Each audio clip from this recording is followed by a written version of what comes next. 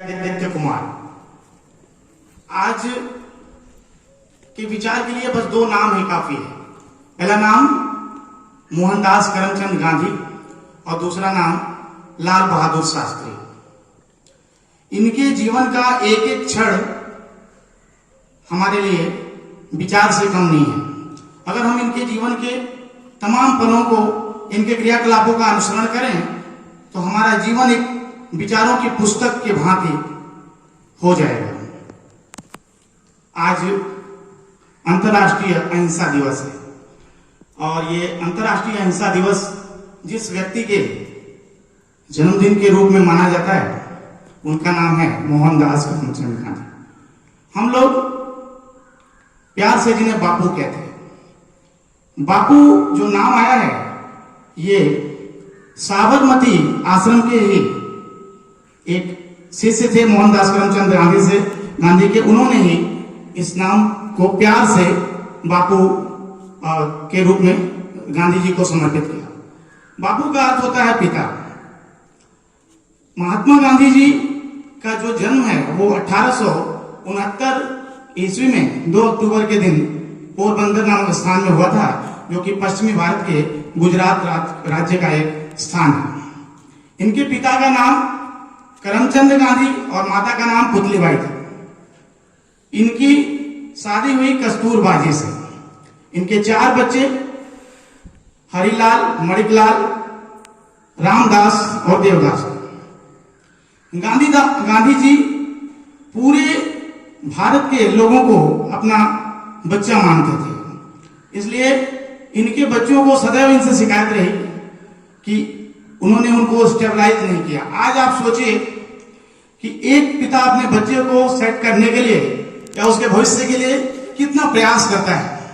उसकी पढ़ाई लिखाई से लेके उसकी नौकरी तक या उसके व्यापार तक उसको स्थापित करने के लिए कितना प्रयास करता है। जगह जगह वो रिश्वत भी देने का प्रयास करता है या फिर जैसे तैसे वो दूसरे का हक मार के भी अपने बच्चे को स्थापित करना चाहता है। गांधी जी के 4 बच्चे थे। उन्होंने इनके, ऐसा नहीं है कि वो ऐसे पिता नहीं थे जो अपने बच्चों का ध्यान नहीं रख सकते, लेकिन उन्होंने उनके लिए अतिरिक्त प्रयास नहीं किया, क्योंकि वो जानते थे कि उनके बच्चों में जो क्षमता होगी उसके अनुसार वह स्थान पा जाएंगे। क्योंकि गांधी जी हम सबके पिता थे, उन्होंने हम सबके बारे में सोचा। बात करें लाल बहादुर शास्त्री जी की, क्योंकि अक्सर लोग, देश के लोगों को ये शिकायत रहती है कि 2 अक्टूबर के दिन सारा फोकस गांधी जी पे रहता है, लाल बहादुर शास्त्री पे नहीं रहता है। अब फर्क ये पड़ता है कि लाल बहादुर शास्त्री हमारे प्रधानमंत्री, हमारे दूसरे प्रधानमंत्री, उनका जीवन भी कम संघर्षों से भरा हुआ है। उन्होंने भी बहुत संघर्ष किया, पढ़ाई लिखाई से लेकर और प्रधानमंत्री बनने तक जीवन उनका सादगी से भरा हुआ था। भारत के लाल कहे जाते हैं। तो ऐसा नहीं कि उनके प्रति हमारा या हमारे देशवासियों का जो है कि प्रेम कम है, परंतु गांधी जी की जो प्रतिमूर्ति है वो जो है कि पूरे विश्व के लिए एक उदाहरण है। आज सोचिए, आज विश्व या अंतर्राष्ट्रीय अहिंसा दिवस जो हम लोग मना रहे हैं, इसके मेन जो है कि व्यक्तित्व जो इसका है वो गांधी जी के ऊपर। पूरी दुनिया भारत को या तो बुद्ध या तो गांधी के नाम से जानती है, तो इसलिए गांधी जी को वरीयता मिल जाती है, इसमें कोई शक नहीं। अब आज के दिन दोनों लोगों का बर्थडे पड़ता है तो हम लोग को दोनों लोगों को सम्मान देना होता है। फिर भी बात अब गांधी जी पे आते करते। गांधी जी के बारे में कवि प्रदीप ने कहा कि दे दी हमें आजादी बिना खड़क बिना ढाल। देश के लोग ये सोचते हैं कि ये कैसी आजादी, कैसे बिना खड़क और बिना ढाल की आजादी मिल गई। तो आपको ये खुद सोचना चाहिए, क्योंकि आप कक्षा 6 से लेकर 12 तक के विद्यार्थी हो। आप बताइए, अगर आप तलवार लेके लड़ाई करो या बंदूक लेके लड़ाई करो तो कब तक करोगे? आप फिल्मों में भी देखते हो, एक व्यक्ति दूसरे को मार देता है तो फिर उसका बच्चा बड़ा होकर उसको मारता है, फिर उसका बच्चा, ये बदले का क्रम लगातार चलता रहता है, कभी खत्म नहीं होता। एक लाइन एक गीत की है कि बदला नहीं लेना किसी से, बदल के हमको दिखाना है। अगर हम बदला लेने पे आ जाए ना तो धरती से मानव जाति का विनाश हो जाए। तो इसलिए अहिंसा की जरूरत पड़ी। गांधी जी जानते थे कि जिनसे हम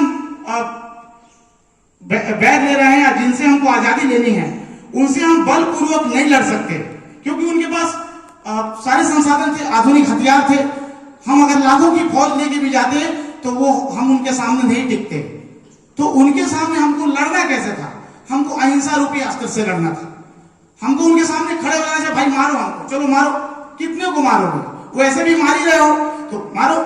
और इस तरह से गांधी जी ने अहिंसा को अपना मुख्य हथियार बनाया। आप शुरू से देखिए, असहयोग आंदोलन, सविनय अवज्ञा आंदोलन, भारत छोड़ो आंदोलन या फिर खिलाफत आंदोलन में आप देख लीजिए जैसे गांधी जी ने साथ दिया।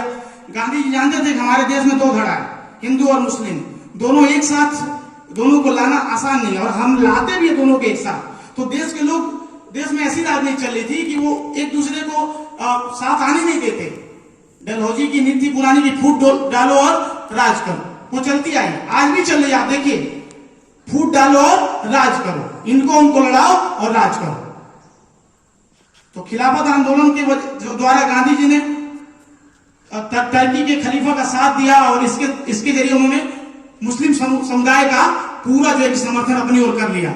और इसके कारण मुस्लिम समुदाय के साथ आ जाने के कारण हिंदू और मुस्लिम दोनों ने मिलकर असहयोग आंदोलन में भरपूर साथ दिया।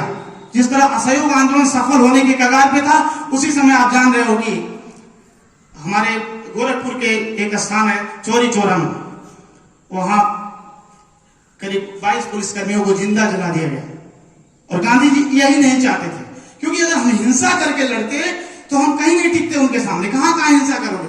आप बताइए, आपके घर एक सिपाही आ जाता है, आप डर के हमारे घर में घुस जाते हो, पूरे मोहल्ले में कानाफूसी होने लगती है कि इनके घर एक सिपाही आया।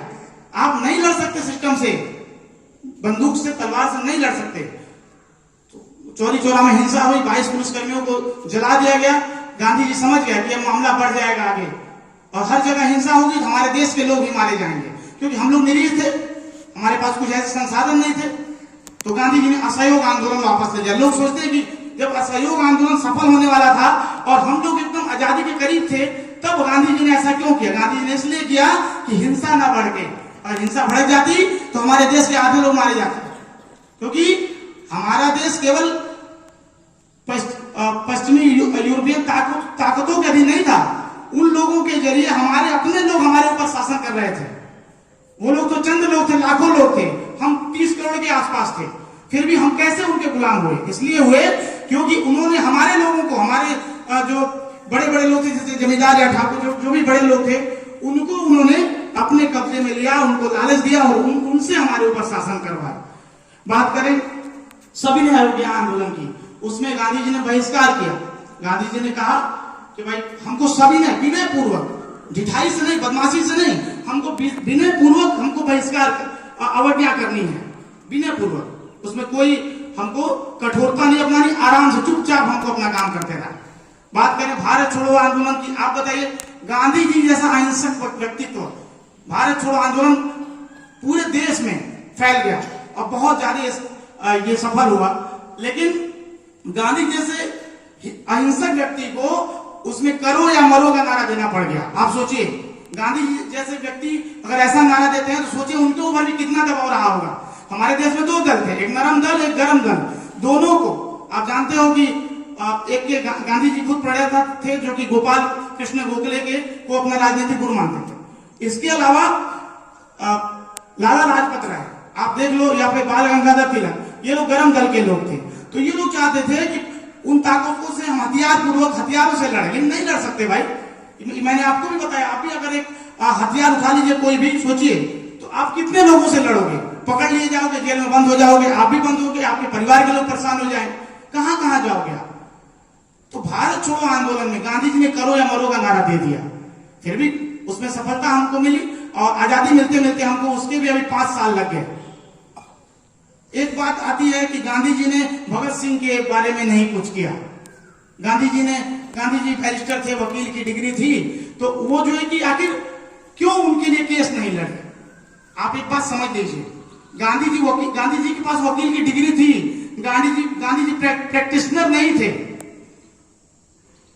जैसे मान लो कि ऐसे समझ लो, आपके आसपास आपके टीचर लोग हैं, सारे बीएड की डिग्री वाले, तो बीएड की डिग्री है, लेकिन अगर कोई टीचर किसी स्कूल में पढ़ाया नहीं है, तो आप बताओ उस व्यक्ति को अगर आपके सामने लाए हम पढ़ाने के लिए, तो फिर वो उनके पढ़ाने में और बाकी जो ट्रेंड लोग हैं उनको पढ़ाने में कितना गांधी जी के पास डिग्री थी, वो वकीली नहीं करते थे।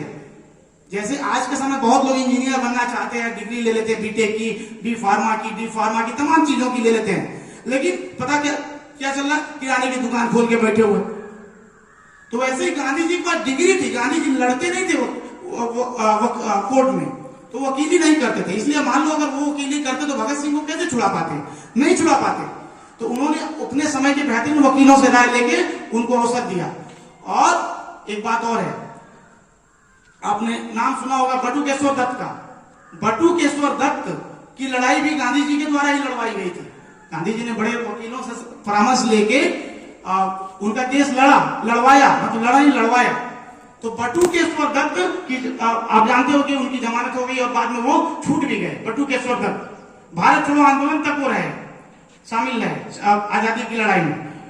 लेकिन भगत सिंह जी जो कि हमारे लिए निसंदेह शहीद आजम, हमारे पूरे भारतीय उपमहाद्वीप के लिए महान शहीद है।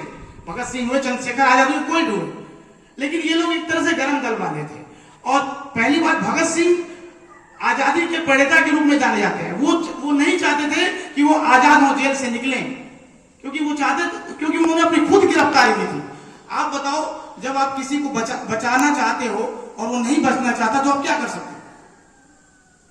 गांधी जी ने प्रयास किया, लेकिन भगत सिंह ये खुद चाहते थे कि हमारी शहादत से इस देश में आजादी की लहर उठेगी, सब लोगों में जोश पैदा होगा और देश की आजादी के लिए तूफान या जन सैलाब उमड़ जाएगा। तो भगत सिंह खुद नहीं चाहते थे, इसलिए गांधी जी के अथक प्रयासों के बाद भी वो भगत सिंह को रिहा नहीं करवा पाए। और क्योंकि दबाव तो पड़ा, लोग भगत सिंह को आजाद कराने का देश से दबाव पड़ा, लेकिन आप जान रहे हो कि रातों रात उनको फांसी दे दी गई थी। जब उनको फांसी दी गई तो कोई नहीं जान पाया। अब बात करते हैं सुभाष चंद्र बोस की। लोग कहते हैं कि गांधी जी ने सुभाष चंद्र बोस के बारे में क्या किया। आप ये जानते हो कि राष्ट्रपिता की उपाधि महात्मा गांधी को जिसने भी दी, उनका नाम है नेताजी सुभाष चंद्र बोस। हमारे प्यारे अपने नेताजी, सच्चा नेता कोई था तो नेताजी थे सुभाष चंद्र बोस। उन्होंने गांधी जी को राष्ट्रपिता कहा। जिस व्यक्ति ने भारत से लेकर जापान तक आजाद हिंद फौज खड़ी कर दी, इतनी बड़ी सेना बना दी, जर्मनी जाके हिटलर से भी मिले वो, और तमाम व्यूह रचना की आजादी के लिए, तो क्या उनको इतनी समझ नहीं थी कि वो गांधी जी को क्या कहते हैं? उन्होंने राष्ट्रपिता कहा तो निश्चित है कि गांधी जी में कोई तो बात तो होगी। अब आप जान रहे हो कि सुभाष चंद्र बोस ने क्या बनाया, आजाद हिंद फौज बनाई, और एक तरह से वो ब्रिटिश गवर्नमेंट के विद्रोही साबित हो गए। आप बताओ, इस समय अगर कोई किसी की हत्या कर दे तो सरकार उसे छोड़ेगी? कोई पुलिस वाला उसे छोड़ेगा? वो कहीं भी भागेगा, किसी भी रिश्तेदारी में जाएगा, लोग उसे पकड़ लेंगे। दूसरे देश में जाएगा तो वहां से भी अगर पावरफुल सरकार होगी तो उसे उठवा लाएगी। आप जान रहे हो, सुभाष चंद्र बोस जी के सामने समस्या ये थी कि वो युद्ध अगर वो पकड़ लिए जाते सरकार द्वारा, तो युद्ध बंदी घोषित हो जाते, और जितने भी युद्ध बंदी थे उनको फांसी पर लटका दिया गया था। तो अब सुभाष चंद्र बोस जी की मृत्यु 1945 में विमान दुर्घटना में बता दी गई।